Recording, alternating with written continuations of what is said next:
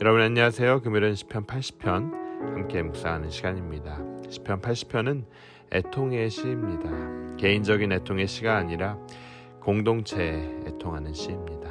많은 성경학자들은 이 시편 80편의 배경이 북이스라엘이 아수르의 침공을 받아 망하게 된 시기라고 보고 있습니다. 시편 기자는 이런 절망적인 상황에서 하나님과 이스라엘의 관계를 두 가지에 비유하고 있어요. 첫 번째, 하나님께서 이스라엘의 목자라고 시편 기자는 말하고 있습니다. 금요일 80편 1절 말씀이 이렇게 전합니다. 요셉의 양떼같이 인도하시는 이스라엘의 목자여 귀를 기울이소서. 가나안 땅 전체에 극심한 가뭄이 들어 죽을 수밖에 없었던 야곱 가족이 하나님의 인도하심과 섭리로 인해 애굽으로 이주하여 400년 만에 큰 민족을 이루었습니다. 하나님의 인도하심을 따라 애굽을 나와 홍해를 건너 광야를 지나 가나안 땅으로 들어왔어요. 그런데 하나님을 외면한 이스라엘은 눈물 젖은 빵을 먹고 있고 눈물을 삼키는 처지가 되었습니다. 사방에서 침을 흘리며 서로 집어삼키려고 다투는 열방의 먹잇감이 되었어요. 두 번째로 시인은 이스라엘을 하나님의 포도나무로 비유하고 있습니다. 주께서 한 포도나무를 애굽에서 가져다가 민족들을 쫓아내시고 그것을 삼으셨나이다. 시편 80편 8절 말씀입니다. 애굽에서 가져다가 가나안에 옮겨 심으시니가 하나님이고 또 자라게 하시니가 하나님이라고 노래하죠. 그 뿌리가 깊이 땅에 박혀 가득하며 그 그늘이 산을 가리고 그 가지가 바닥까지 뻗고 넝쿨이 강까지 미치게 가꾸시니가 바로 다름 아닌 하나님이시라는 거예요. 다윗과 솔로몬의 시대에는 북으로는 유브라데 강까지, 또 남으로는 이집트 국경까지, 동으로는 요단 동편 평야까지, 또 서로는 지중해 바다까지 번성케 하셨습니다. 그런데 하나님을 떠난 이스라엘의 현실은 담장이 허물어지고 아무나 과수원을 드나들며 포도를 따가고 또 심지어 멧돼지에게 짓밟히는 처지가 되었습니다.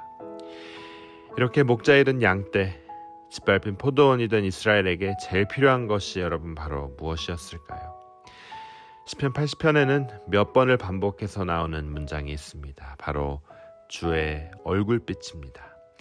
금요일 말씀 3절과 7절, 19절은 계속 주의 얼굴빛을 비추소서라고 전하고 있어요. 하나님이여 우리를 돌이키시고 주의 얼굴빛을 비추소서, 우리가 구원을 얻게 하소서.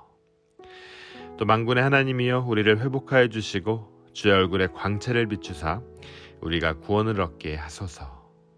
마지막으로 19절, 만군의 하나님 여호와여 우리를 돌이켜 주시고 주의 얼굴에 광채를 우리에게 비추소서, 우리가 구원을 얻으리이다 라고 전하고 있습니다.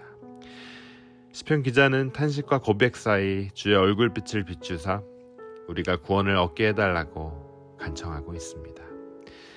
그가 반복해서 주의 얼굴을 또 광채를 비춰달라고 간구한 것은 그가 생각하기에 가장 그것이 중요하기 때문이었어요.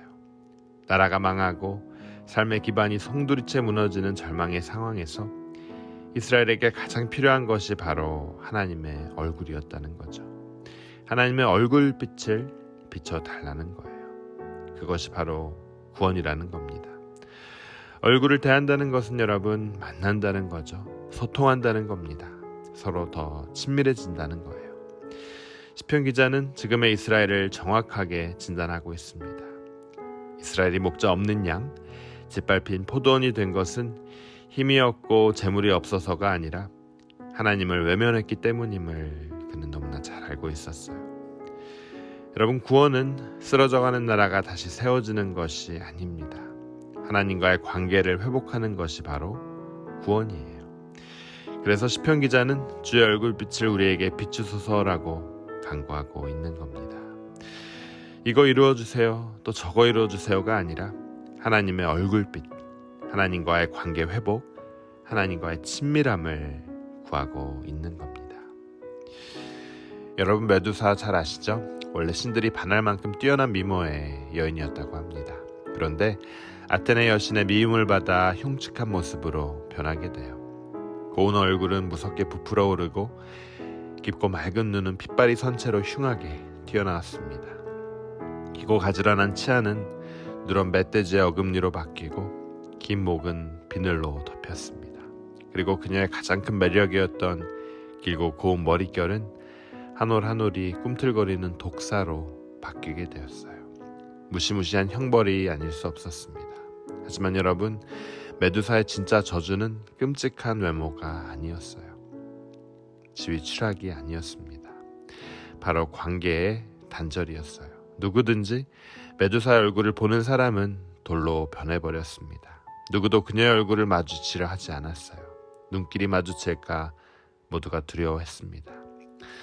신에게 사랑받고 모든 사람들이 그녀의 얼굴을 한번 보기를 소원했었지만 이제는 모두가 다 외면하는 사람이 되었다는 거예요. 이제 따뜻한 사랑의 눈길을 영원히 나눌 수 없었습니다. 여러분, 이것이 메두사의 저주라고 합니다. 인간은 하나님과 교제하며 그 사랑 가운데 살아가도록 지음받았습니다. 그러나 죄는 인간이 하나님을 외면하게 만들었고 하나님과 얼굴을 외면하는 순간 인간의 삶을 불행과 저주로 바꾸어 버렸습니다.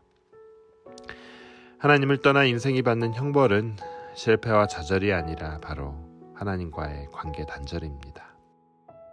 하나님을 떠난 인생이 온갖 목표를 정하고 의미를 부여하지만 그를 떠난 인생은 결국 실패의 삶이고 무의미한 인생입니다. 메두사의 저주가 그 누구와도 다정스러운 눈길을 주고받지 못하고 아무와도 얼굴을 대면하지 못하는 것이라면 인간의 저주란 하나님의 얼굴빛을 대하며 교제하지 못하고 친밀함을 나누지 못하는 겁니다. 그래서 시편 기자는 나라가 망하고 눈물의 양식을 먹고 이웃의 조롱거리가 되는 상황에서도 그의 삶의 울타리가 무너져 인생의 열매가 짓밟히는 상황에서도 주의 얼굴빛을 비춰달라고 간구하고 있어요. 근데 여러분, 주의 얼굴빛을 바라는 것은 우리의 간절한 소망이기도 하지만 또한 하나님의 바람이기도 합니다. 우리가 하나님을 간절히 사모하고 하나님의 얼굴빛을 받으며 교제하기를 원하는 것보다 더 훨씬 하나님께서는 우리와 사랑의 눈빛을 나누고 친밀함을 누리기를 원하고 계시다는 거예요. 오늘 우리의 기도가 이 시편 기자와 같기를 주님의 이름으로 축원합니다. 하나님은 우리를 버리지 않는 목자이심을 여러분 꼭 기억하시길 바라요. 하나님께서 지금까지 우리를 인도하신 것을 여러분 꼭 기억하시길 바랍니다. 하나님의 얼굴빛을 사모하며 오늘도 하나님 앞에 머무는 삶을 선택하시길 주님의 이름으로 축원합니다. 우리 함께 기도하도록 하겠습니다. 하나님 은혜 감사합니다. 인생의 고비에서 우리가 간구할 소원은 상황의 변화가 아니라 하나님의 얼굴을 구하는 것임을 꼭 깨닫게 하여 주시옵소서. 하나님께서 우리의 목자이시고 우리가 주님의 양임을 우리가 다시 한번 알기를 원합니다. 때로는 고집을 피우고 말을 듣지 않을 때가 있지만 하나님께서 우리의 목자라는 사실을 기억하게 하시고 또 우리는 하나님의 양임을 알게 하여 주옵소서. 그래서 우리의 행복은 목자이신 하나님을 따르는 친밀함임을 깨닫고 세상의 부와 지위를 사랑 삼지 않고 오직 하나님의 얼굴빛을 사모하는 그런 하루가 되게 하여 주시옵소서. 이 모든 말씀 예수 그리스도 이름으로 간절히 기도드립니다.